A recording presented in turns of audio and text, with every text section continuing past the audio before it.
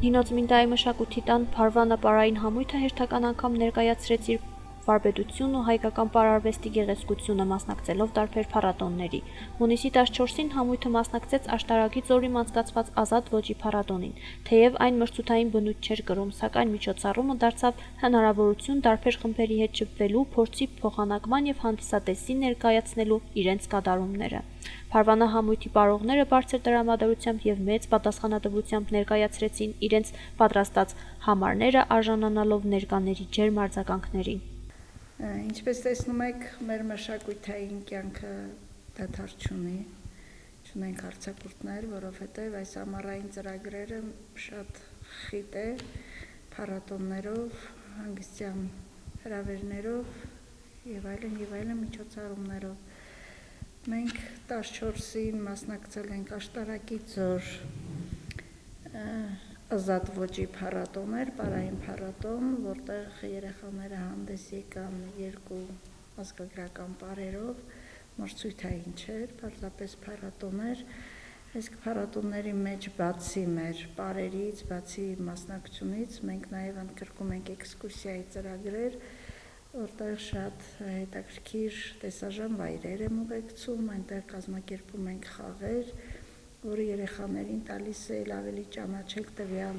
քաղաքի, տվյալ միջավայրի արվեստը, մշակույթը, պատմական ինչ-որ տեղեր։ Իսկ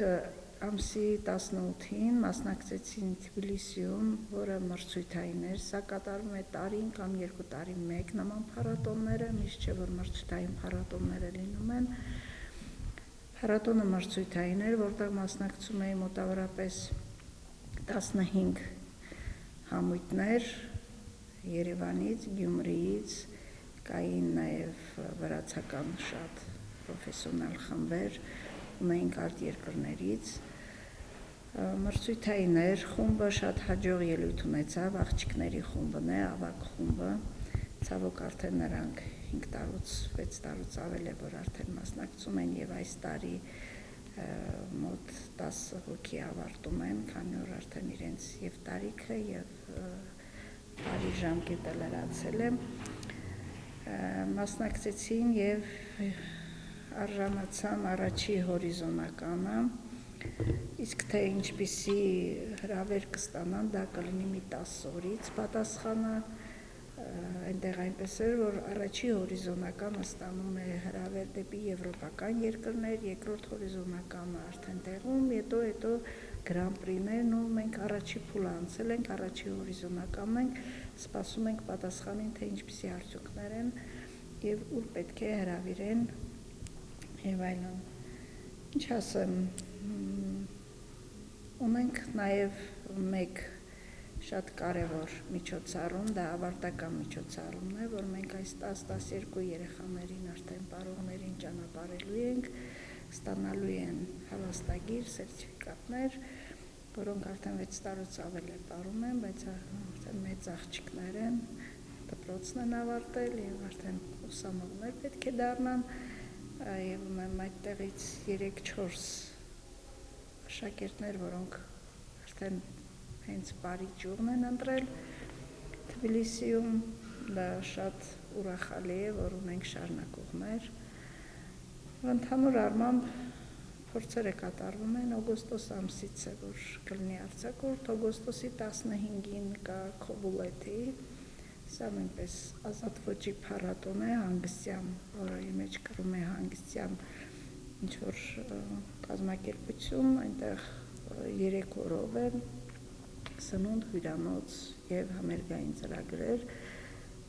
դեռ չենք որոշել, որ համույթով կգնանք, քանի հոգով կգնանք եւ դա արդեն ուժի մեջ է եւ տեսնենք թե ինչպես կլինի։ Եվ շնորհակալություն եմ հայտնում անձամբ ձեզ այս ամենը հեռարձակելու, ձեր այս քրտնաջան աշխատանքի համար, ձեզնով է, որ մենք կարողանում ենք տարածել մեր կատարած աշխատանքը, ձեզնով է, որ մենք կարողանում ենք մեր նորությունները, մեր տեսահոլովակները տեղադրել, տարածել եւ դուք էլ իհարկե շատ մեծ սիրով աշխատում եք մեզ հետ։